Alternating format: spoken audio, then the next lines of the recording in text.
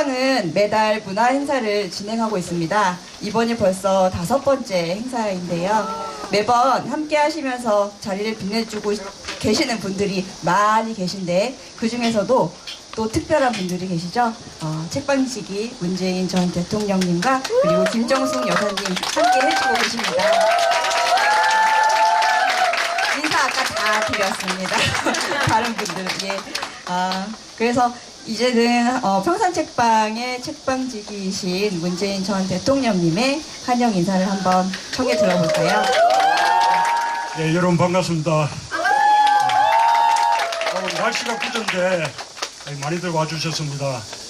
우리 마을 주민들 많이들 오셨고요. 또 멀리서 우리 책 친구들 많이 와주셨습니다. 감사합니다. 오늘 참가 신청을 한 책 친구들이 아주 많은데 우리 장소 4등 때문에 50명 선착순으로 끊을 수밖에 없었습니다. 오늘 신청했는데도 참석 못하게 된 우리 책 친구들에게 양해를 구합니다. 오늘의 주인공 이상은 박사는 여러모로 참 고마운 분입니다. 지금 스위스 제네바에 본부가 있는 ILO 국제노동기구에서 고용노동정책 국장으로 그렇게 재직하고 있습니다. 우리나라가 세계 10위권 국가가 되었다고 자부를 하고 있고 또 우리가 국제기구에 납부하는 분담금도 그 정도 수준이 되는데 우리의 국가적 위상이나 또는 우리의 기여도에 비하면 국제기구의 고위직으로 진출해 있는 분들이 정말 적습니다. 지금 국제해사기구의 사무총장이 우리 한국 사람인데 아쉽게도 그분은 올해 연말로 임기가 끝납니다. 그 다음으로 우리 이상은 박사가 가장 고위직이 아닐까 싶습니다. 여러분 자랑스럽고 고맙죠? 네! 이상은 박사는 부산 사람인데 공부를 잘해서 서울대 경제학과 영국의 케임브리지 대학에서 경제학 박사학위를 받았습니다. 지금 우리나라에서 서울대 경제학과 출신이 우리 관계나 또는 학계나 또는 재계에서 최고의 엘리트들이거든요. 그런데 이상은 박사는 그렇게 잘 나가는 길로 가지 않고 노동자들의 삶이나 고용 문제 이런 데 관심을 기울이는 노동경제학자가 되었습니다. 그리고 오늘 같이 가면 들이댄다 이 책도 노동경제학자로서 바라본 한국의 노동현실, 노동현장의 불평등, 고용불안 또는 안전문제 이런 문제들을 아주 비판적인 시각으로 그리고 노동자들에 대해서 아주 따뜻한 애정으로 그렇게 살펴본 그런 책입니다. 이렇게 이상은 박사가 국제기구에서 고위직으로 진출하고 또 세계적으로 노동경제학자로서 이름을 날리고 또 이렇게 우리 노동자들의 삶이나 생활 수준에 관심을 가지는 이런 그 학자로서 활동을 해오고 있는 것이 너무 고맙지 않습니까? 네. ILO는 이 노동자들의 이 처우나 또는 생활 수준 향상을 목적으로 설립된 그 유엔의 전문기구입니다. 유엔 회원국 거의 대부분이 다 회원국으로 가입하고 있기 때문에 아주 큰 국제기구거든요. 거기서 지금 이렇게 고용노동정책국장을 하고 있는데 앞으로 더더욱 승승장구해서 사무총장도 되고 또 총재도 되고 하시기를 바람하지 않습니다. 여러분 그렇죠? 네. 예. 특히 오늘 고마운 것은 정말 귀한 시간 내주셨어요. 그 부부가 함께 그 제네바에서 살고 있는데 여름 휴가 기간에 우리 그 한국에 있는 부모님들 그 뵈러 한국에 온 기회에 오늘 평상 책방에서 책 친구들 또 우리 주민들 함께 만나는 그런 아주 귀한 시간 내주셨습니다. 정말 고맙습니다. 주님도 함께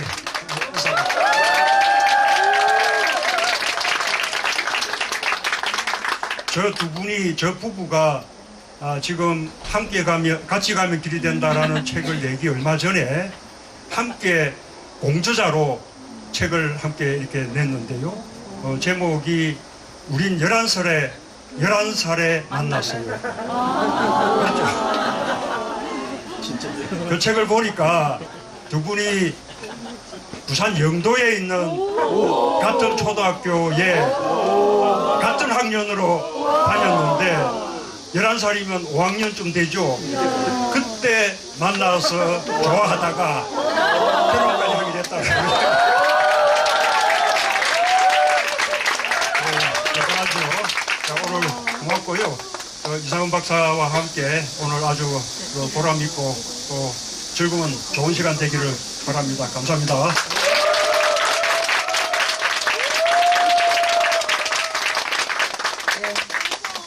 늘 제가 소개하려고 말씀을 다 하시기 때문에 저는 할 말이 없습니다. 이상훈 박사님 뜨거운 박수로 모셔보겠습니다.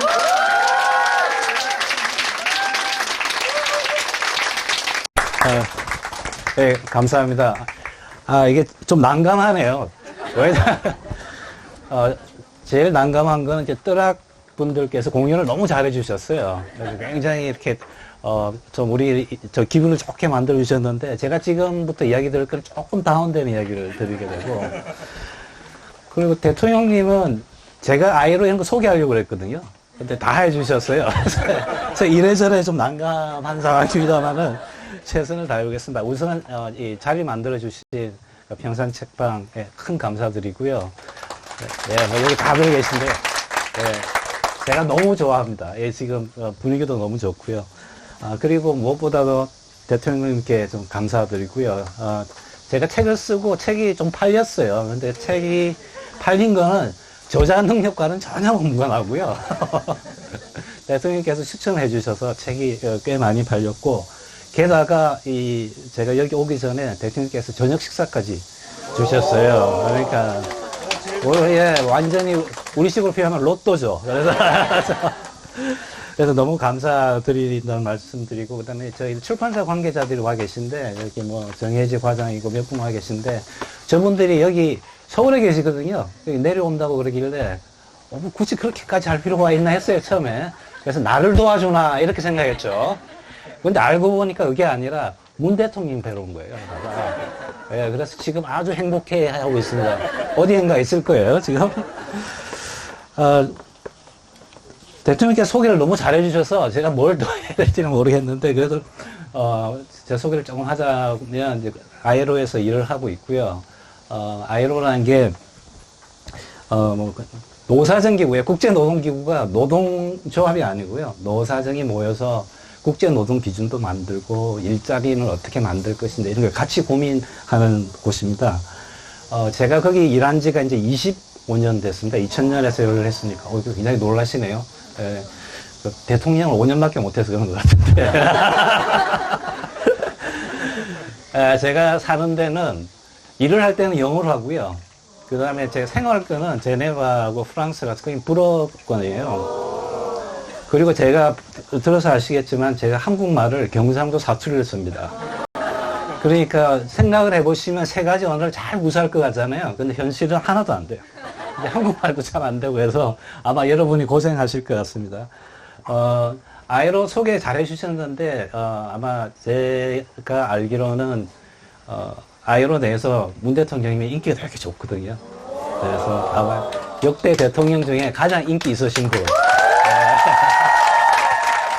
그러니까 말하자면 섭외 순위 1위, 뭐 이런 분이십니다. 그래서 아이로에 대해서 굉장히 잘 아시고, 아시다시피 노동 문제에 애정이 굉장히 크신 분이기 때문에 특히 아이로에 관심도 많이 가지고 있으신 분입니다.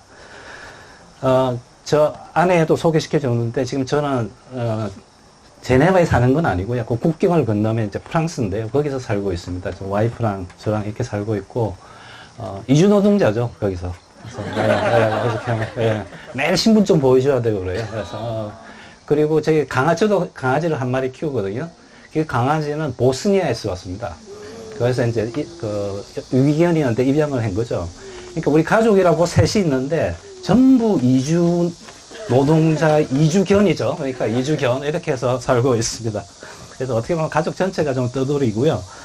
고향은 대통령께서 말씀하셨듯이 제가 부산은 부산인데 이게 25년 이상, 그러니까 유학 시절을 따지면 한 30년 이상을 지금 외국에서 생활하는 건데 그러다 보니까 좀 고향이라는 게 뭔지가 조금 애매하긴 합니다.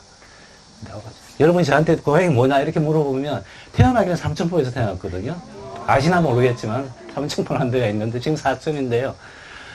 근데 거기는 태어났던 기억만 있지 그 기억은 없고요. 또 부산은 중고등학교 다니고 했으니까 그 기억은 있지만 그리고 또 서울 갔고요. 10년씩 있다가 이제 또 외국 생활을 하다 보니까 뭐라고 해야 고향이 주는 어떤 뭐 조금 뭐 원초적인 이런 느낌 이런 건 없고요. 오히려 뭐 친구가 사는 곳, 부모님이 사는 곳, 내가 태어난 곳 이렇게 물리적인 의미만 좀 남아 있습니다. 그래서 조금 아쉽긴 합니다. 그것 때문에 뭐야 고향하면 마음이 찡하고 이런 게 있어야 되는데 그게 조금 더 없어지니까 조금 그게 좀 아쉽긴 해요. 그래서 아주 유명한 사람들, 뭐, 아마타 센, 뭐, 노벨 경제학상 받은 사람이라든지, 에드워드 사이드 이런 사람은 팔레스타인 해방을 싸운 사람들, 굉장히 유명한 분들이 있는데, 이 두 분이 한결같이 하시는 말이 있어요. 그 사람 계속 떠돌아다니신 분들이거든요. 한결같이 너가 사는 곳이 고향이다. 이렇게 결론을 내려주셨어요. 근데 저는 아직 그 정도는 도저히 그 단계는 안 되는 것 같습니다. 그래서 계속 떠돌고 있고, 뭐, 앞으로 어떻게 될지는 모르겠지만, 그 떠돌이 감정이라는 게 그렇게 저는 개인적으로 나쁘지는 않은, 고향이 그렇긴 하지만 떠돌이가 그렇게 나쁘지는 않은 것 같아요. 제 아내는 아마 반대할 텐데 저는 그렇게 생각하고 있습니다.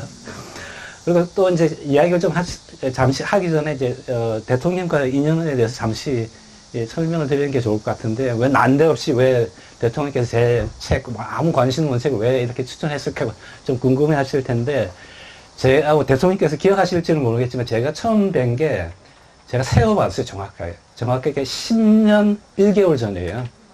제가 이제 처음 뵀었는데 그때 제가 신문으로 볼 때는 뭐 어디 히말라야에 계시고 뭐 이렇더라고요. 수염이 이렇게 많이 길러서 막 한참 그러고 있었다가 무슨 토론회에 있어서 제가 갔는데 그때는 굉장히 말쑥하게 해서 나오셨어요. 그래서 굉장히 어려운 주제를 가지고 열심히 토론을 했던 기억이 있습니다. 그래서 이렇게 북토크쇼를 하니까 제가 사진을 한번 꺼내봤습니다. 그래서 또 추억에 잠기기 위해서. 그런데 굉장히 실망했습니다, 저는. 제 사진도 보고, 대통령 사진도 보고, 이렇게 비교도 해보고, 지금의 제 사진도 비교해보고 했는데, 저만 나이를 먹은 것 같더라고요. 머리카락도 훨씬 많이 빠졌고요. 그래서 제가 친구들한테 그 놀림으로 쓰는 말이 있습니다. 그 시간이라는 게 차별적 풍화작용을 일으킨다. 뭐 이런 이야기를 제가 잘 많이 하거든요, 노릴 때. 근데 그 말을 한 10년 동안 제 친구들한테 놀리는 투로 이야기를 했었는데 알고 보니까 그게 제 얘기더라고요. 그래서 굉장히 속이 상했던 기억이 있습니다. 이제 책 이야기를 좀 드리도록 하겠습니다. 제 책이 시작이 혹시 책을 보신 분은 알지만 루신 이야기로 제가 시작을 했는데요. 인용되는 구절이 루신이 쓴 고향이라는 책에서 자꾸 고향에 관한 이야기가 계속 나오게 되는데 계속 할 겁니다. 이제 루신이 고향이라는 소설을 쓸 때 그 얘기는 뭐냐면 본인은 그 당시에 중국이 너무 어려운 상황이었으니까 제국주의도 있고 독재도 있고 그리고 중국 사람들을 자기가 만나는 사람들이 희망이 없어 보이니까 그런 어떤 희망의 단초를 찾기 위해서 자기 고향으로 가게 됩니다. 근데 루시는 고향을 자주 가지를 않아요.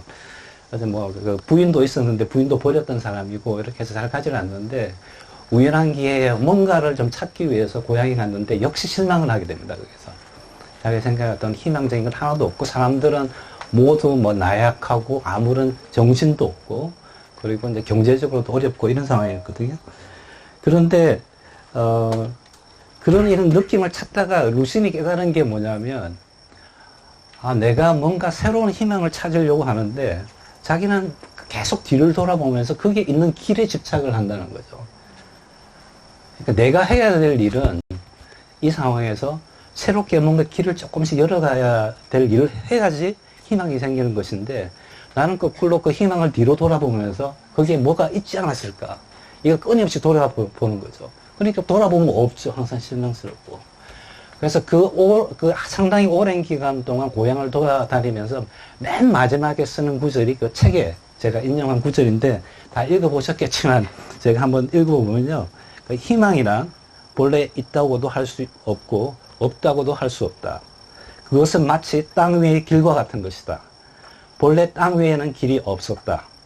걸어가는 사람들이 많아지면 그게 곧 길이 되는 것이다. 라고 그 소설을 마무리합니다.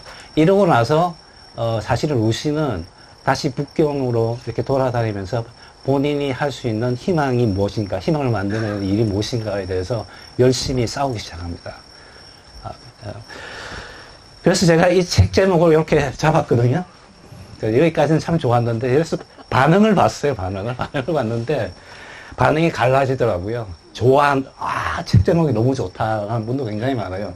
근데 굉장히 좋다고 이야기하는 분의 상당수는 책 제목을 보고 뭘 생각하냐면, 이 책은 연애에 관한 소설이구나. 아니면 이 책은 가족에 관한 것인가 보구나. 이렇게 생각을 하고 책을 사요, 일단. 그리고 문 대통령께서 추천해 줬으니까 책을 살 거 아니에요? 그리고 몇 페이지 넘기고 나서는 덮는 거예요, 이제. 예, 그게 이제 이 제목의 첫 번째 반응이고요. 두 번째 반응은 너무 뻔하다는 반응이 많습니다. 그렇게 이야기하시는 분의 여러 가지 공통된 면이 있는데 제일 큰 것이 본인이 여러 사람들하고 같이 뭘 해보려고 하다가 실패를 했거나 실망을 했거나 낙담을 하신 분들이에요. 이런 상황에서 특히 오늘날 같은 상황에서 같이 간다는 게 무슨 의미가 있느냐. 같이 갈 사람도 없거니와 그 사람을 설령 같이 간다고 하더라도 그게 길이 되겠느냐에 대한, 그러니까 과거의 어떤 실패나 경험에 대한 어떤 반응으로서 이 책 제목에 대해서, 책 제목 말은 참 좋지만은 좀 허무맹랑하다, 이런 반응도 많이 있었습니다. 저는 예상은 했던 반응인데요. 그럼에도 불구하고 이 책 제목을 이렇게 잡고 제사에도 그렇게 넣었던 이유는, 어떻게 보면 굉장히 단순한 이유 때문입니다. 제가 인용 부분을 잡고 30년 동안 생각을 했었던 거거든요. 이렇게 제 아내도 여기 있지만 잘 알겠지만, 심지어 서예로 필사도 하고, 붙여놓기도 하고, 그때 읽어보는데, 이게 묘한 게, 읽을 때마다 달라요. 이 구절을 어떻게 해석할 것인가. 물론 이게 19절은 아니지만, 느낌이 그때그때 다른 것 같습니다. 첫째는, 물론 제일 쉬운 게, 같이 걸어가니까 연대가 중요하다. 이거 그렇게 생각해 보실 수 있잖아요. 그런데 조금 더 지나니까 같이라는 말도 좋지만 걷는다는 뜻의 중요함에 대해서 좀 깨닫게 되는 것 같은 거예요. 말이 아니라 걷는 거에 대한 거. 그러니까 그래서 제가 이 나이 드신 분, 많이 드신 분 앞에서 이런 말씀 드리기가 좀 그렇긴 한데, 나이가 들어보니까요, 뚜벅뚜벅 걸어가는 사람이 더 좋은 것 같아요. 그러니까 시끄럽게 말을 하고, 그러니까 말이 앞서는 사람보다 걸음이 앞서는 사람이 좋은 것 같습니다. 이렇게 해도 말씀드려도 되는지 모르겠습니다만, 그게 이제 첫 번째고요. 두 번째는 아마 좀 오해라고 생각하실 것 같은데, 보통 길이라고 그러면 방향이 이렇게 딱 정해져 있다고 생각을 하잖아요. 여기 있으면 저기까지. 근데 여기서 하는 이야기는 그게 아닌 것 같아요. 길이라는 게 굉장히 유동적인 것이다라는 생각이 들더라고요. 그러니까 길이라는 게 대략적으로 이렇게 정해져 있겠지만, 만드는 거에, 길이 만드는 거에 포인트가 있으니까, 어디로 갈지는 모르죠. 여기 대통령님도 여기 정부님께서도 여기 산에 자주 가시고 그러는데, 산 꼭대기는 정해져 있지만, 산 꼭대기로 가는 길은 여러 가지가 있거든요. 그래서 내가 저기 길이 보인다고 해서 직선으로 가는 게 그게 길이 아닐 때가 아주 많다는 생각을 많이 했습니다. 이렇게 방향의 유동성이고요. 그 다음에 또 생각했던 것이, 만약에 그렇다고 하면, 우리가 가장 중요한 건, 이렇게 갈 거냐, 저렇게 갈 거냐, 갑론을박하는 것보다 당장 발걸음을 내딛는 게 중요하다는 생각이 들더라고요.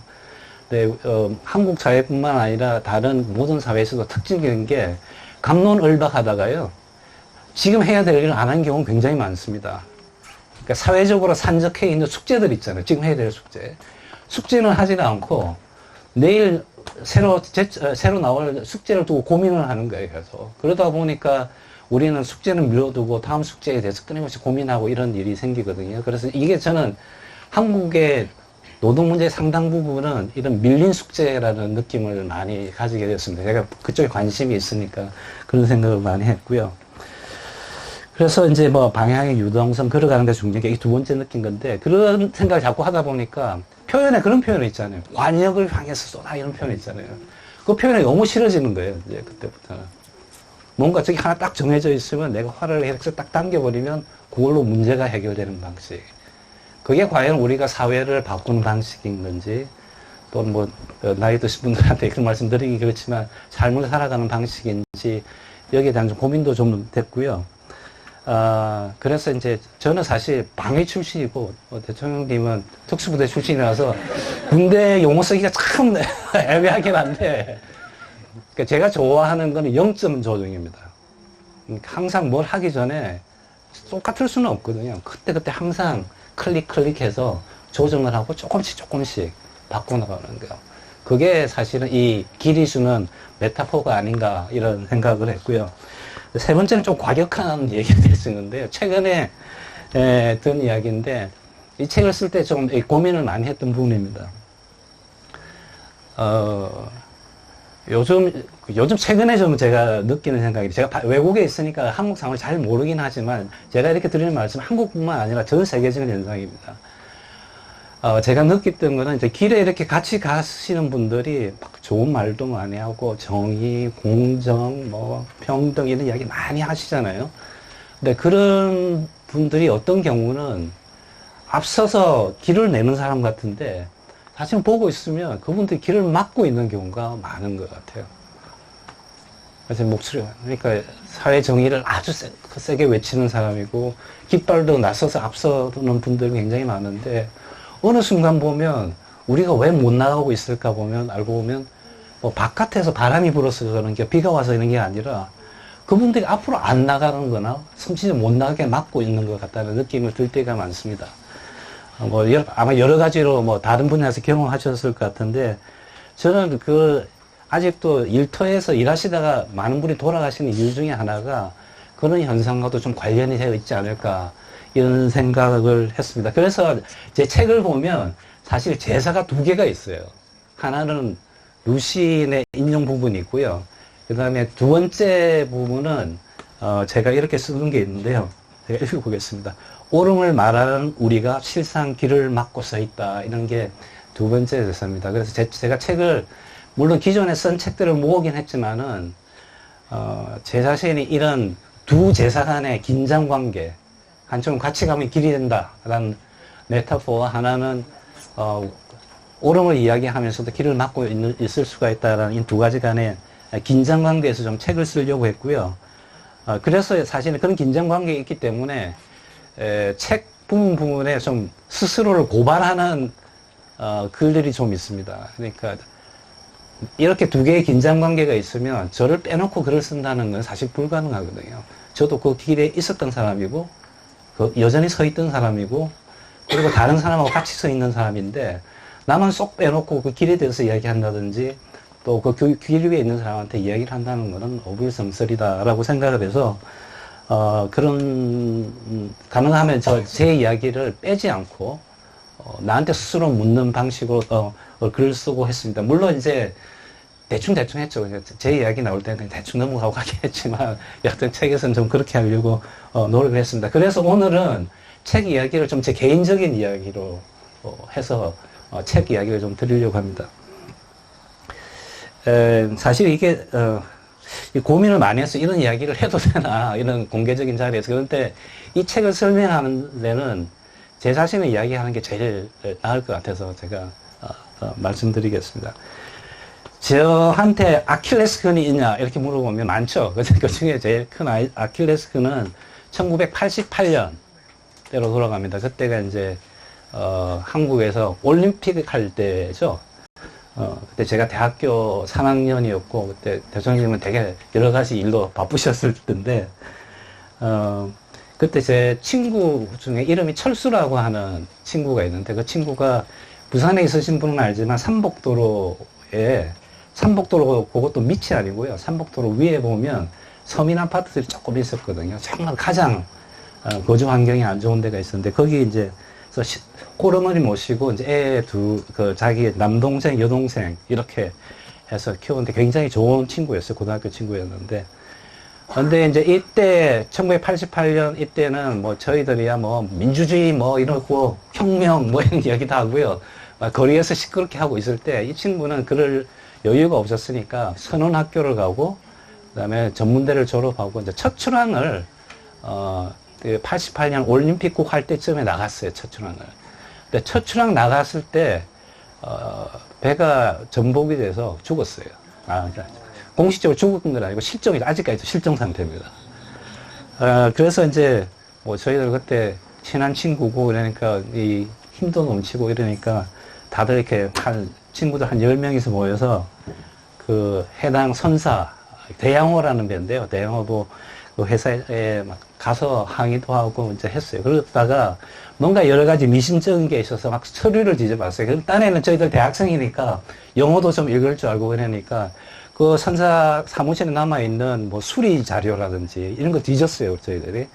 근데 그걸 누가 와도 쭉 살펴보면 선박에 문제가 너무너무 많았어요. 그러니까 배 밑에 구멍이 굉장히 많이 났거든요. 근데 구멍이 그렇게 많이 났음에도 불구하고 대충 이렇게 수리를 하고 내보낸 거예요.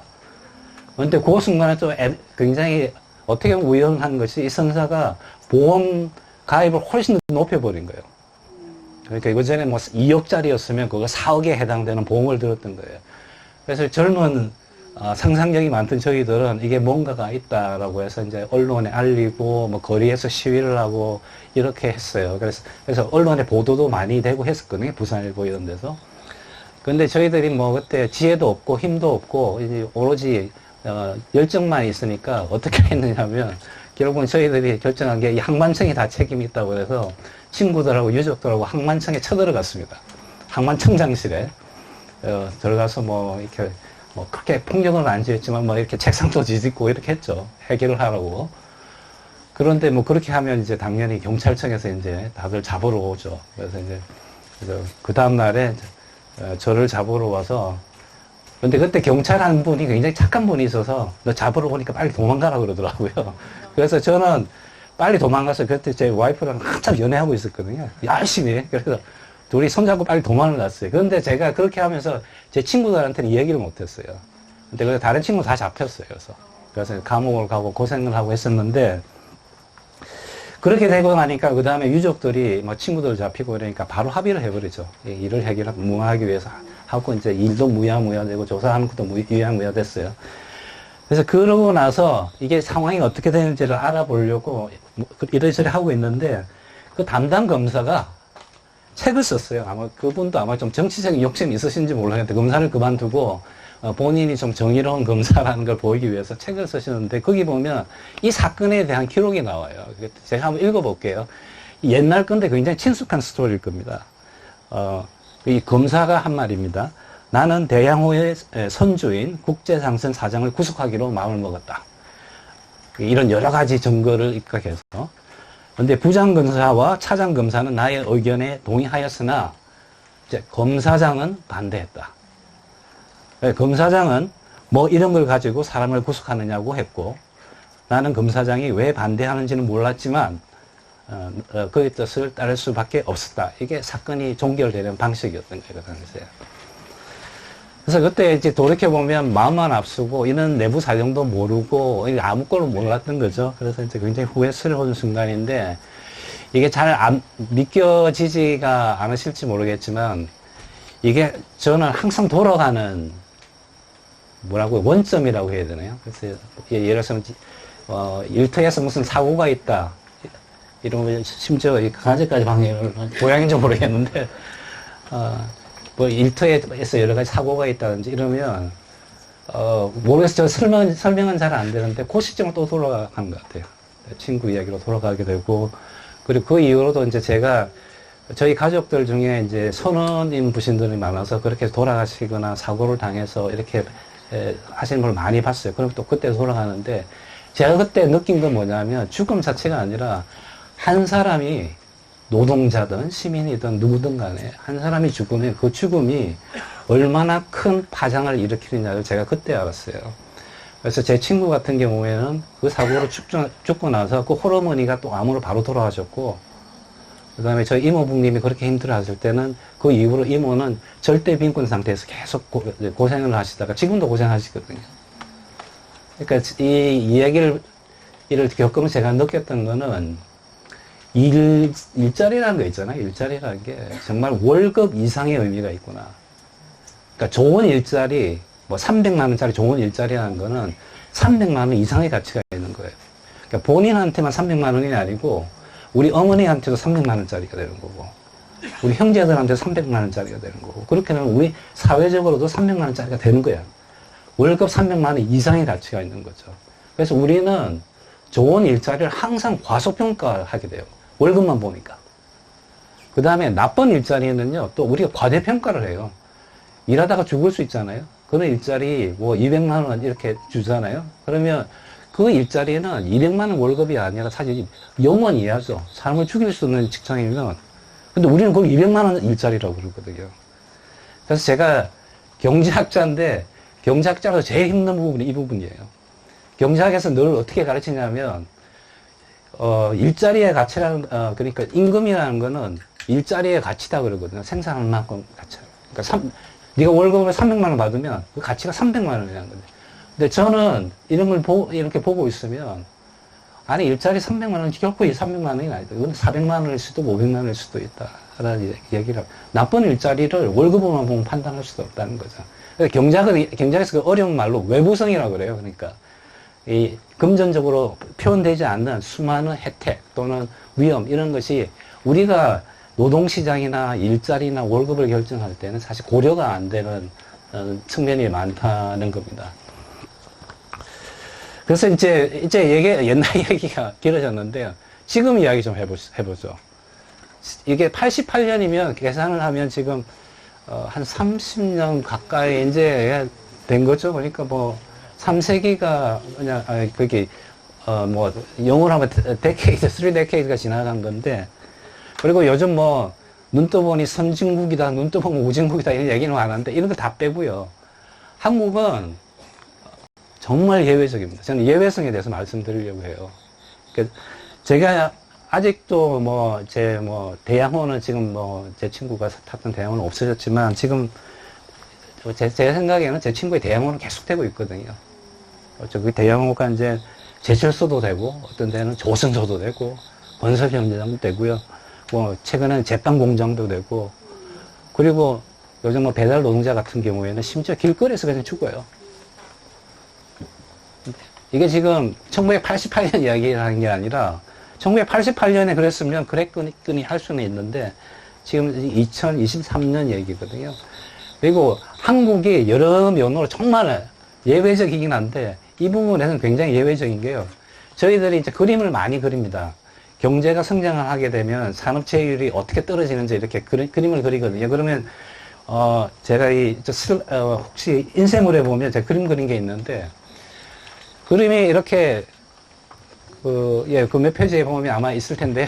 저기 원래는 경제가 성장하고 이렇게 이 소득이 높아지면요 소득세율이 착 떨어져요. 그래서 보면 이렇게 아주 예쁘게 이렇게 쭉 떨어지거든요.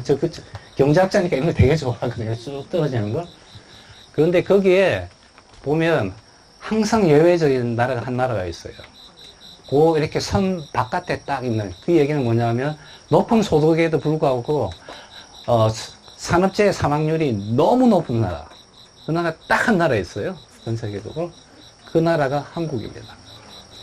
그러니까 30년 동안 경제 성장하면 좋아지겠다. 소득이 늘어나면 좋아지겠다. 저 믿었어요, 한때. 근데 지금은 믿지 않습니다. 왜냐하면 이게 너무 격차가 있고요. 그래서 저는 이런 그림을 그릴 때 요즘은 한국 아예 빼버립니다. 한국을 빼버리면 그림이 예쁘게 나와요.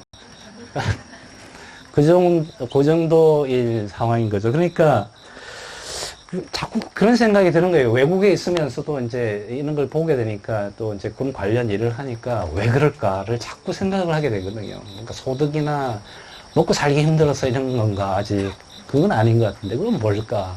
그리고 법률이나 제도 이런 것도 사실 한국이 나쁘지는 않습니다.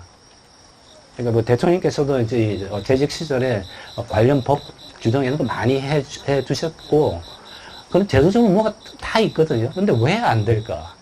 그래서 좀 여러 가지 고민을 하게 되는데 이런 고민을 하다가 보면 제가 제일 많이 찾아보는 통계 자료가 한국의 이제 산재 통계인데요.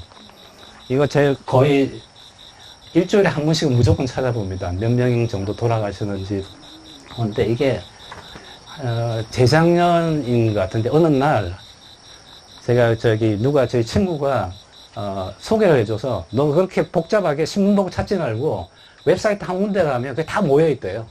그래서 갔어요. 그게. 그래서 거기가 이제 산업안전보험공단에 있는 웹페이지였어요. 근데 가서 이렇게 딱 보니까 맨 처음에 보이는 게 뭐냐면 왜 그 경제 뉴스 같은 게 보면 밑에 바닥에 이렇게 보면 주식 가격 변화 있잖아요. 뭐 대우 얼마 올라갔어 이렇게 쭉 지나가잖아요. 이렇게. 근데 그거 똑같이 생긴 게 그 웹페이지 맨 위에 있더라고요. 그래서 이게 뭔가 해서 보니까 그게 뭐라고 적혀 있냐면요. 8월 21일, 한 명 사망, 끼임 사망, 추락 사망, 이렇게 날짜별, 그다음 지역별로 이렇게 쭉 적힌 게, 그게 그 주식 현황표처럼 이렇게 쭉 지나가는 거예요. 너무 충격을 받았어요. 아, 우리가 지금 이 정도가 됐구나. 더 충격을 받았던 거는 그러고 나서 일주일 있다가 다시 들어갔어요. 그 사람들 어떻게 됐나 확인해 보려고. 근데 그 사람 없어요, 이제. 왜냐면 새로운 속보가 들어와서 이 사람들 밀려난 거죠. 밀려나서 이제 새로운 사람들의 사망 속보만 이렇게 쭉 보이는 거예요. 여전히 마치 컨베이어 벨트처럼 이렇게 쭉 지나가는 거예요. 그래서 그때는 너무 제가 충격을 받아서 무슨 좀 묘하기도 아니고 그때 갑자기 누구 노래가 떠오르냐면 가수 하림 중에 보면 가수 하림이라고 아시는지 모르겠는데 하림이 노래 유명하니 노래가 사랑이 사랑으로 잊혀지고 사랑이 다른 사랑으로 잊혀지고라는 아주 아름다운 노래가 있어요. 그러니까 사랑이라는 게 못 이기 도저히 죽을 것 같은 이별이었지만 다른 사랑이 오니까 자동적으로 잊혀지더라 이런 이야기예요. 근데 묘하게 그 노래가 떠오르고 이게 정확하게 우리 사회가 노동자 죽음을 처리하는 방식인 것 같더라고요. 어떤 죽음이 있으면 그 죽음을 다른 죽음으로 점점점 잊게 하는 그게 우리의 현실이 아닌가라는 생각을 많이 하게 됐습니다. 그리고 두 번째 제가 본 거는 이게 좀 제가 말씀드리기가 좀 그렇고 좀 위험할 수도 있는데 한국이 일터의 죽음을 해결하는 방식이 상당히 지난 30년 동안 굉장히 독특해진 것 같아요. 어떻게 해서 독특해졌냐면, 이 산업재해라는 건 누구한테나 생길 수 있는 일이잖아요. 그러니까 사회적인 위험이거든요. 그러니까 모든 사람들이 힘을 합쳐서 해결해야 되는 건데, 이 한국이 취한 방식이 뭐냐면요. 각 개인이 산재 위험에 처할 수 있는 그 위험의 확률을 개개인이 줄이는 거예요. 이게 무슨 얘기냐면 전체적인 사회적 위험이 이만큼 있으면 이 위험을 특정한 그룹에 다 떠넘기는 거예요. 그렇죠? 그게 무슨 얘기냐면 사회적인 총량의 위험을 줄이려고 노력을 하지 않고 그 위험이 나한테 오지 않게 하기 위해서 이 죽음을 어떤 특정한 집단에 의도적이든 우연이든 떠넘기는 거예요. 그래서 한국의 산재 통계를 보면 너무너무 신기한 게요. 죽었다 그러면 저 짐작을 해요. 건설 현장 누구면 이 틀림없이 하청업체가 이러면 딱 하청업체예요. 비정규직 그 다음에 조선소 같은 경우에는 물량팀이라면 딱 물량팀이에요. 다 맞죠. 그게 무슨 얘기냐면 최소한 70% 80% 사이에 죽음을 당하신 분은 거의 다 비정규직 하청 이런 분들이에요. 아니면 자영업자 같은 분들. 그게 예전에는 이렇게 심하지가 않았거든요. 근데 그게 점점 더 심해졌다고. 그게 무슨 얘기가 되느냐면, 우리는 사회적 위험을 같이 줄이려는 노력보다는 내가 위험하지 않는 방식으로 이렇게 처리를 해왔다는 겁니다. 근데 이렇게 되면 저는 얼마 전에 있었던 사건이 굉장히 상징적이었는데요. 최근에, 산재 사망이 아버지부터 아들한테 대물림된 적이 있습니다. 어느 이제 건설 현장인데요. 아버님이 30년 전인가 건설 현장에서 산재 하셨거든요. 돌아가셨거든요. 근데 불과 한 2, 3주 전에 그 아들이 똑같이 산업재해를 당해서 죽었습니다. 그러니까 가능한 얘기죠. 우리가 30년 동안 사회적 총량의 위험을 그대로 유지를 했으니까, 그리고 어떤 특정한 집단에 계속 집중되도록 만들었으니까 이제는 대물림이 나오는 거죠. 그러니까 위험의 외주화라는 것도 있고, 두 번째 이런 죽음의 어떻게 대물림 이런 것도 생기는 그런 때가 지금 됐다는 겁니다. 그래서 제가 제 책에 좀 이렇게 과격하게 썼잖아요. 그러니까 왜 이럴까? 그러면 결국은 공동의 묵인이 아니겠느냐. 그러니까 이거는 이쯤 되면 산업재해로 특히 사망하시는 분은 사회적 타살이라고 그래도 사실 할 말이 없어요. 그게 아니라고, 물론 그걸 증명하기는 힘들지만 그게 아니라고 이야기하기에는 지금 이 산업재해의 위험이 높을 뿐만 아니라 너무 체계적으로 특정 그룹에만 일어나는 거죠. 그러니까 뭔가, 그래서 저는 사회적 타살, 식인의 풍습 이런 표현을 많이 쓰고 공동의 묵인 이런 표현을 많이 쓰거든요. 근데 이걸 보면서 어떤 생각이 지금 들었냐면, 루신이 쓴 유명한 식인의 풍습이라는 광인일기가 있어요. 광인일기라는 굉장히 유명한 루신이 있는데, 거기 보면 이 양반이 항상 걱정하는 게 뭐냐면, 우리는 현재를 위해서 미래를 잡아먹는다는 표현을 써요. 거기 보면 이제 식인이라는 게 진짜 사람을 잡아먹는 게 아니라 어린아이를 잡아먹는다는 건데, 그건 뭐냐면 중국의 미래가 될 수 있는 걸 잡아먹음으로써 자기가 먹고 사는, 오로지 현재만 바라보기 위해서 미래를 희생시키는 걸 이제 시기라고 하거든요. 근데 지금 그렇게 보면 굉장히 좀 극단적으로 말씀드리면 지금 우리 상황도 아주 크게 많이 다르지는 않거든요. 얼마 전에 제빵 노동자 한 분 돌아가셨잖아요.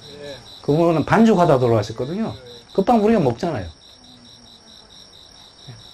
우리는 몰라서 먹을 수도 있고, 알고도 그거밖에 없으니까 먹을 수도 있고, 이렇거든요. 그래서 이런 거를 어떻게 해결할 거냐가 좀 더 이렇게 공동으로 한번 고민을 해봐야 되고, 너 나가 따로 있으면 정말 해결하기 힘든 문제가 되었구나, 이런 생각을 하게 됩니다. 그러면 여러분이 그럴 거예요. 그거 어떻게 다 아냐고. 그렇죠. 건설 현장에서 이런 일 생기는 거 어떻게 하느냐. 공장, 거기 사람이 공장에 출입 허가가 자유스럽지 않은 그런데 어떻게 들어가냐. 이런 얘기도 많이 하세요. 이거 맞는 말씀인데, 그런데 한국은 그런 이야기를 하기가 좀 그래요. 왜냐하면 한국은 문 대통령이 계실 때 코비드 막는 데는 한국이 1등이었거든요. 한 명 한 명을 다 추적을 해서 누가 코비드에 걸렸는지, 어떤 치료를 받는지, 어떤 상태로 있는지 정말 샅샅이 다 찾아내서 해결했잖아요. 굉장히 외국에서는 깜짝 놀랐죠. 이게 가능한가? 그래서 한국의 이런 문제에 대한 해결에 대한 헌신성, 그 다음에 기술력, 그 다음에 정책 능력에 대해서 굉장히 많이 놀랐거든요. 그때 문 대통령 굉장히 인기가 거의 탑이었던 시절이었어요. 그런데 코비드를 할 수 있는 정도의 인프라가 있고, 능력이 있고, 그리고 자원도 있겠죠. 그런 게 있는데, 우리 산재 이런 걸 다른 어떤 외국보다 못한다는 건 사실 조금 이 능력이 없어서 못하고 있다라고 이야기하기는 조금 힘든 측면이 있습니다. 그래서 저는 자꾸 묵인이라는데 자꾸 혐의를 많이 두는데요. 그래서 제가 책에 그렇게 썼습니다. 제가 한번 읽어보겠습니다. 제가 쓴 거 제가 읽으면 좀 쑥스럽긴 한데, 말하는 것보다 이게 편한 것 같았어요. 제가 읽어보겠습니다. 백화점이 무너지고 다리가 무너지면 우리는 실종된 시민들을 찾느라 밤새 불을 밝힌다. 방송 차량도 총동원되어 밤낮으로 소식을 알린다. 하지만 노동자의 실종에는 관심도 실종이다. 제가 산업재해 보도하는 것 중에 밤새서 보도하는 거 한 번도 못 봤습니다. 제가 기억하는 10명이든 15명이든요.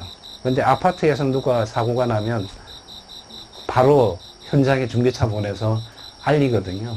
왜 노동자도 시민이고 시민은 노동자인데 왜 노동자로 죽으면 이런 대우를 받고 시민이 죽으면 또 이런 대우를 받게 되는지 이게 좀 우리들이 고민해야 될 사항이고요. 너무 비관적인 이야기해서 좀 죄송합니다만은 사실 좀 희망도 좀 있는 것 같아요. 최근에 예를 들어서 얼마 전에 제빵 노동자 한 분 돌아가셨을 때 혹시 그 뉴스 보셨는지 모르겠는데 고등학교 학생이요. 들어보셨죠? 저는 깜짝 놀랐습니다. 그러니까 자기 급식을 받는데 그 해당 회사에 제품을 넣지 말라고 건의서를 넣었거든요. 저는 굉장히 큰 희망을 느낍니다, 거기서. 그러니까 그건 저희들이 사실 이렇게 산업재해나 이런 거 막을 수 있는 게 큰 게 아니거든요. 이거 조금한 행위들이 뭉쳐지면 큰 행동이 되는 거고, 그 큰 행동 때문에 아주 큰 변화는 아주 조그만 변화를 만들 수 있다고 생각을 합니다.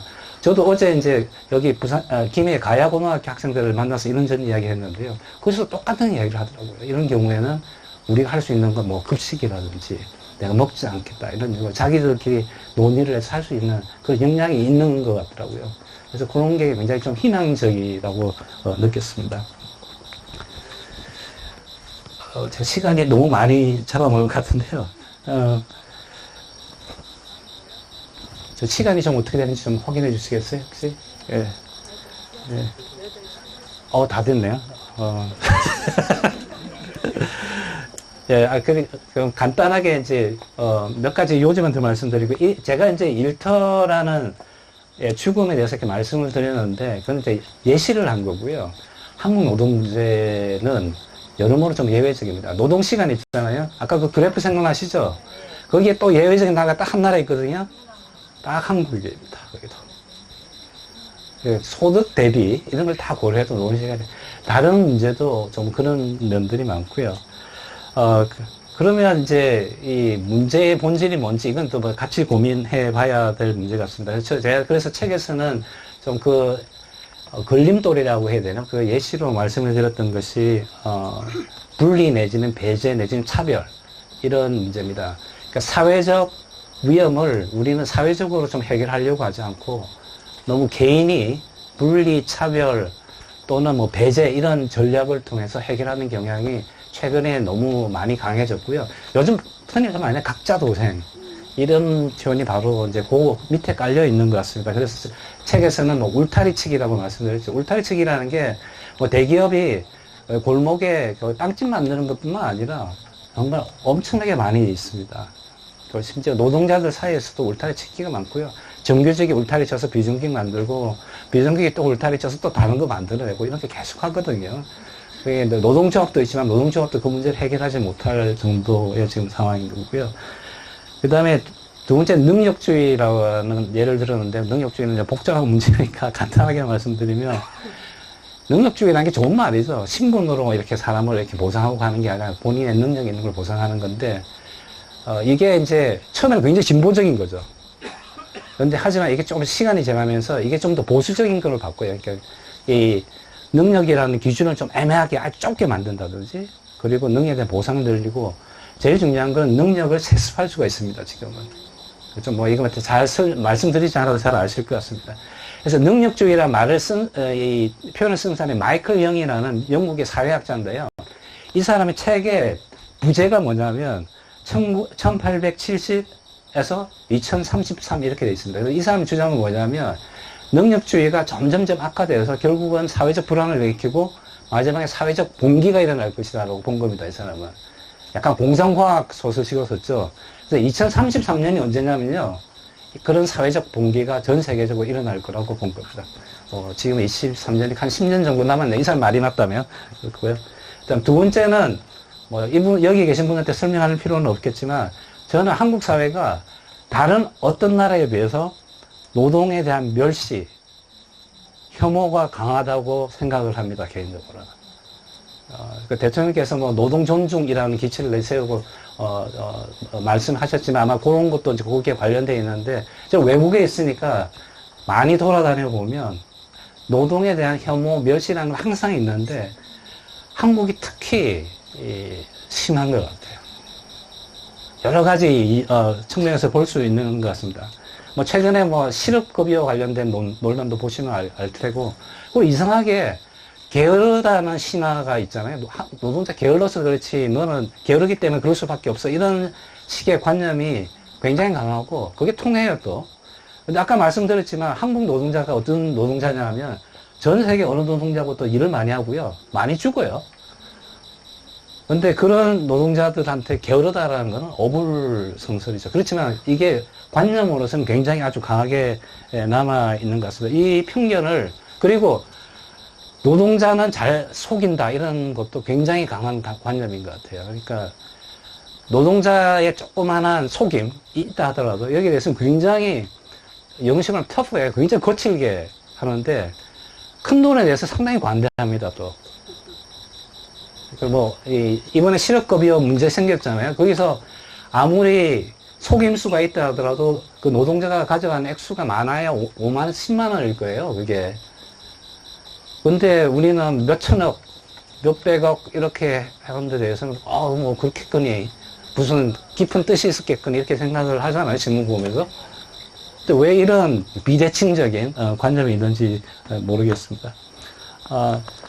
그리고 한 가지 더 이 멸시한 노동이 좀 어떻게 보면 역설적으로 드러난 때가 코비드거든요. 그래서 한국이 그 사회적 거리운동을 너무 잘했잖아요. 근데 그걸 하면서 저는 너무 흥미롭기도 하고 너무 좀 가슴 아팠던 게, 이 한국 사회는 사회적 거리운동을 너무 잘했던 이유 중에 하나가 사회적 거리두기 운동을 지원하기 위해서 맨발로 뛰었던 노동자들이 많아서 그렇거든요. 그러니까 여러분들이 집에 다 있을 때마다 공기만 마시는 건 아니잖아요. 밥도 먹어야 되고 소비를 계속 하셨다는 거예요. 그래서 경제도 괜찮았어요. 그러면 그 먹을 거 이런 게 어디서 오느냐 하면 배달 노동자들이 하는 거거든요. 그래서 우리가 막 뭐 디지털 테크놀로지니 뭐 이런 이야기 많이 하면서 우리가 정말 새로운 세상에 산다고 이렇게 하는데, 사실 우리가 그때 가진 신기술이라는 거는 앱 프로그램을 자기 휴대폰에 깐 다음에 음식 주문하는 거예요. 그게 고급 테크놀로지고, 그 다음에 실제적으로 그걸 실현시켜주는 사람은 옛날식으로 뭐 리어크는 아니지만 오토바이 타고 트럭 몰고 다니면서 배달해 주신 분이에요. 그게 우리가 살고 있는 지금 세계 신기술의 사실 신화죠. 근데 그런 게 사회적 거리 운동을 통해서 잘 드러났다고 생각을 했습니다. 일단 차별 문제만 이야기하고 제가 이 자리 마무리하도록 하겠습니다. 이야기를 꼭 해야 될 것 같아서. 저는 사람을 차별하지 않는다고 항상 생각했거든요. 나는 차별당하는 사람이지 차별당하는 사람 아니라는 생각을 많이 했고, 그런 생각을 오랫동안 가지고, 아마 여기 계신 분들 다 그럴 거예요. 남녀 차별 없애야 되고, 뭐, 저 같은 이주 노동자한테 차별하고 이런 게 많았을 텐데, 제가, 그렇지 않을 수도 있겠다고 생각한 게 딱 두 가지 사건이 있는데, 첫 번째는 제가 아프리카, 전 세계적으로 이야기하니까 아프리카 노동자들이 뭐가 제일 힘든지를 알아내기 위해서 설문조사를 하는 게 있어요. 탄자니아라고 있어요. 저기, 사우스 아프리카 바로 위에 있는 나라에. 그래서 설문을 굉장히 잘 만들었죠. 가장, 신속하게 해결해야 될 과제는 무엇인가 해서 보기를 10개 쭉 들었어요. 뭐, 임금, 노동시간, 이렇게 들었어요. 그리고 이제 어느 설문조사는 마찬가지지 맨 밑에 기타, 이렇게 딱 썼을 거 아니에요. 그 설문조사를 했는데, 그 문항이 제일 중요했었거든요. 근데 거기에 대답에 70%가 다 기타를 썼어요. 근데 이 기타를 쓴 사람은 뭐가 기타인지 이렇게 해서 봤는데, 거기 뭐라고 적혀 있냐면 전부 화장실 얘기예요. 화장실 접근 아니면 화장실 설치, 이 둘 중에 하나예요. 화장실이 아예 없거나 화장실 있지만 접근할 수가 없다. 이 사람이 제일 큰 수군가제예요. 몰랐던 거죠. 근데 그러니까 그러면 우리가 다른 일을 열심히 하면서 결국은 이 사람들이 제일 필요한 걸 잘 몰랐다는 건데, 그런 무지 때문에 이 사람들한테 굉장히 차별적일 수가 있다는 게 첫 번째 사례고, 두 번째는 여기 연배가 어떻게 되시는지 모르겠는데, 굉장히 유명한 락 가수 중에 브루스 스프링스틴이라고 있습니다. 굉장히 좀 진보적인 사람이죠. 그 사람은 물론 굉장히 진보주의고 흑인하고 이 백인과의 차별을 없애야 된다 운동도 열심히 하고 평화주의자고, 뭐 차별을 안 한 사람이 세상에 있으면 그 사람이다라는 생각이 드는 사람이 있거든요. 그 사람이 그런 걸 보여주기 위해서 1975년이에요. 75년에 자기가 굉장히 좋아하는 흑인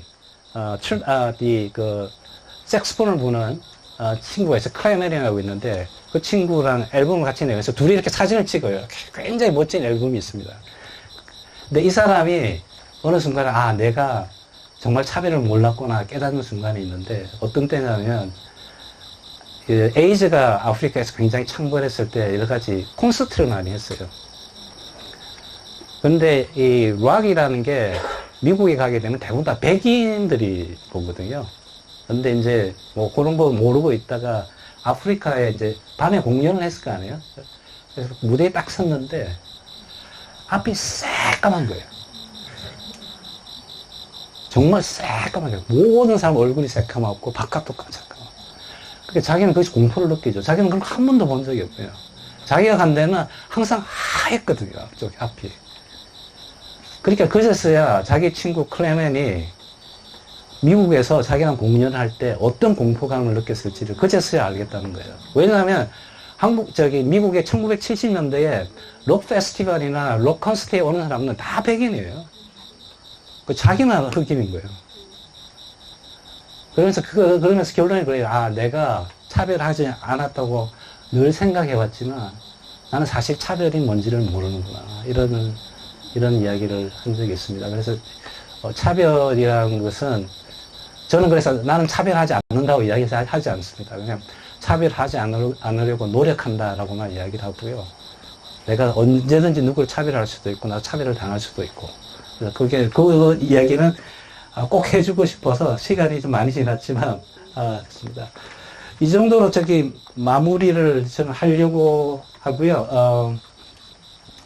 아까 말씀드린 대로, 제가, 이 얘기의 뭐 전체적인 주제라고 그러면, 저는 아까 말씀드린 큰 목소리를 믿지 않습니다. 걸어가면 이렇게 훨씬 중요하고, 제 또래에 있었던 친구들도 봐도 지금 현재, 어디에서든지 뭔가 사회에 조그만 변화를 일으키기 위해서 지금까지 노력하는 친구들은, 대학교에서 목소리 높았던 사람들은 별로 없습니다. 다들 조용했던 사람인데, 그때 기억을 가지고 계속 사회적으로 고민하고 기여하고 이런 거고요. 목소리가 컸던 분들의 삶은 완전히 그 당시에 기대했던 건 상당히 다른데 지금 가 있는 경우가 많습니다.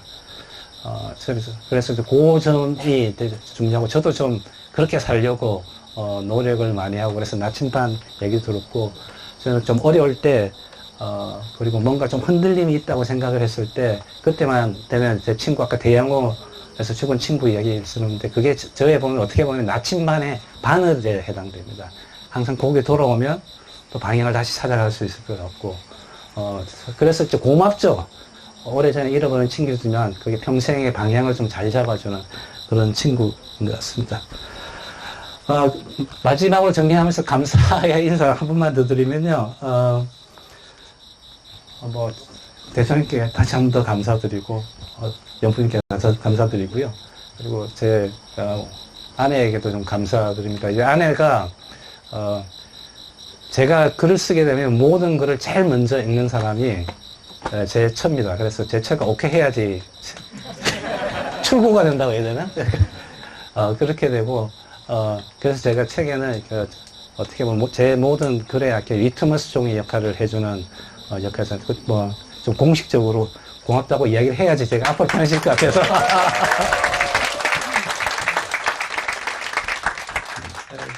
그리고 뒤에 김영순 교수님이 저 뒤에 앉아 계신데, 저분은 저희들이 대학 때부터 알았던 분인데요. 저 연애하는 걸 오랫동안 봐와 주셨습니다. 그래서 혹시 여러분이 지금 사탕통을 가지고 계시면 저분이 밤새도록 만드신 거예요.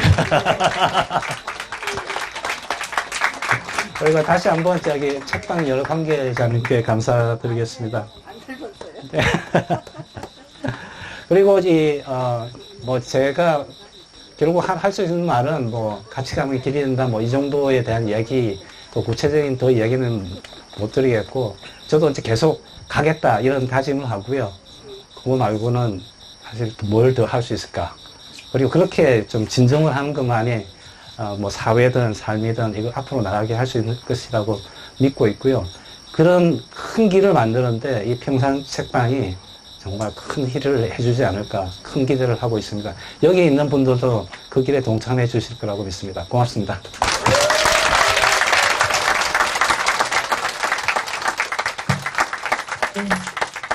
조금은 좀 무겁지만 우리가 꼭 알아야 하는 이야기 그리고 함께 어쩌면 해결해야 하는 이야기들을 전해주신 우리 이상원 박사님께 다시 한번 큰 박수 부탁드립니다. 박사님의 이야기를 듣고 또는 이제 박사님 책을 미리 읽고 오신 분들도 계실 텐데요. 궁금한 점도 있으실 거고 그리고 함께 나누고 싶은 이야기가 있으신 분도 있으실 것 같습니다. 손을 들고 이제 이야기를 하고 싶다고 해주시는 분께 마이크 전달해드리겠습니다. 한번 뭔가 말씀하실 게 있으신 분 계실까요? 예. 여기 앞에 여자분. 안녕하십니까. 작가님, 우선 노동 문제에 대해서 제가 깊게 생각해 본 적이 없었는데 이렇게 좋은 강연을 듣고 전 세계를 기준으로 우리나라를 조금보다 객관적인 기준으로 볼 수 있는 좋은 기회였습니다. 감사합니다. 고맙습니다. 한국 사회는 이때까지 약자로 판단되는 사람을 스스로랑 분리하고 거리두기를 하면서 약간 사회적 문제라기보다는 개인을 책망하고 이제 사회적 문제를 모른 척하고 보다 회피하려는 분위기가 많다고 느꼈습니다. 혹시 이것의 원인으로 생각되는 부분이 하나 있으시면 말씀해 주시면 감사할 것 같습니다.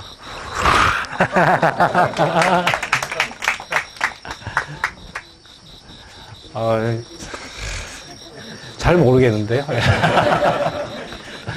이렇게 워낙 이렇게 복합적인 이유가 있어서 그렇겠지만 말씀드릴 수 있는 거는 이제 한국을 이렇게 비교적으로 분석할 건 좀 빼고요. 그러니까 이 한국이 30년의 40년 역사를 이렇게 쭉 돌이켜 보면 뭐가 변하고 뭐가 변하지 않았느냐라는 이런 건데 저는 여러 가지 이야기는 있을 수 있지만 저는 정책이나 제도는 아니라고 생각을 합니다. 왜냐하면 정말 많이 했습니다. 한국은 전 세계적으로 정책의 실험실이라고는 소문이 있을 정도로 굉장히 많은 정책이 도입이 되고 제도도 도입이 됐어요.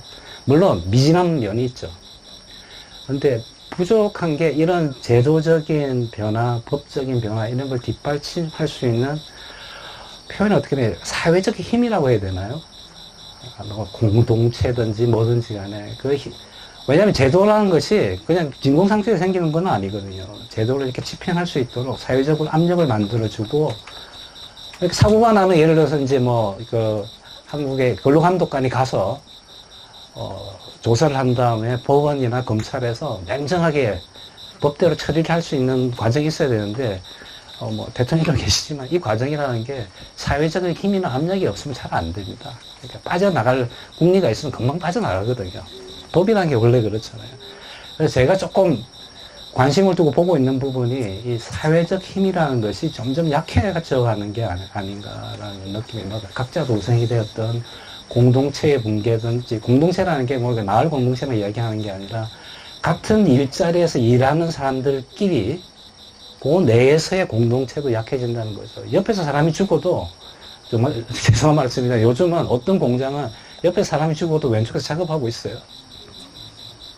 예전에는 그 정도는 아니었거든요. 예전에는 이렇게 사고가 나면 공장을 일단 다 문을 닫고 수습을 하고 다시 오고. 그러니까 너무 효율성, 비용 이런 게 너무 강조되다 보니까 그리고 노동자들도 그룹이 다 나눠져 있고 여기는 하청 1, 하청 2, 하청 3 이렇게 돼 있거든요.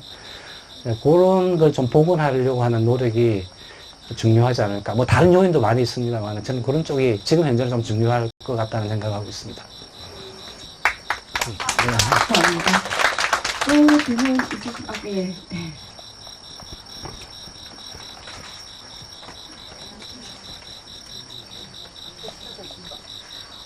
저는 작가님 이야기 듣고 느낀 점 꼭 한번 말씀드리고 싶어서요. 같이 가면 길이 되어서 제 7살 난 아이가 커가는 미래의 세상은 그것이 역량이든 교육 수준이든 환경이든 지간에 차이가 차별이 되지 않은 세상이 되었으면 좋겠습니다. 감사합니다. 네. 감사합니다. 또 한 분만 더, 예, 여기 계세요. 반갑습니다. 일단 제 소개부터 하겠습니다. 저는 울산에서 왔습니다. 네. 문 전 대통령 재임 기간 동안 너무 잘 하셔가지고 역사의 길이 남으실 거라고 저는 생각하고 있습니다.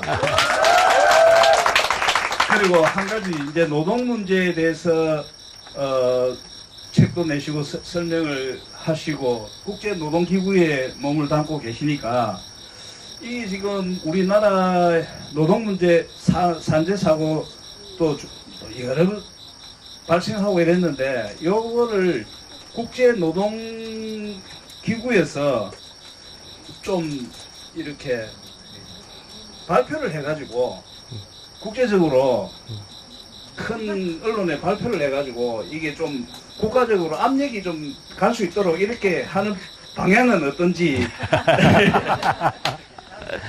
예. 물론 그게 굉장히 중요한 방법이고, 사실은, 한국에서는 아마 보도가 안 될 텐데, 외국에서는 한국의 산재 사고에 대해서 보도가 굉장히 많이 나옵니다. 제가 이제, 아침마다 이제 그 뉴스 브리핑 자료를 받아보거든요. 그러면 이제 전 세계 노동 뉴스를 취합을 해서 이제 보내주는데, 거기 보면 제 생각에 한 4월이나 나흘에 한 번씩 한국 얘기 꼭 나와요. 산재에서 얘기 나오기 때문에 외국에서는 이미 충분히 많은 보도가 되고, 그리고 그 문제는 많이 거론을 해요. 그래서 이제 요즘은 심지어 그 FTA 무역 협상 같은 거 할 때도 한국의 안전 관련 문제도 나오고요.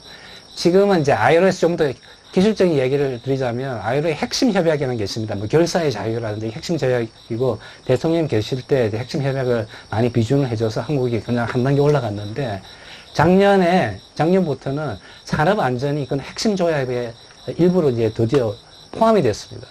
그렇게 되면 앞으로는 그 무역 협상할 때 한국이 뭐 다른 나라와 자유 무역 협상을 하게 되면 그게 이제 이슈가 될 수 있으니까, 그게 이제 어떻게 보면 외부적인 압력 이런 게 될 거라고 생각을 하고 있는데, 제가 조금 걱정하는 거는 한국은 지난 30년 동안 항상 외부적인 압력이 있었거든요. OECD, ILO 계속 있었거든요. 정말 열심히 ILO 입장에서 편지 정말 열심히 보냈거든요.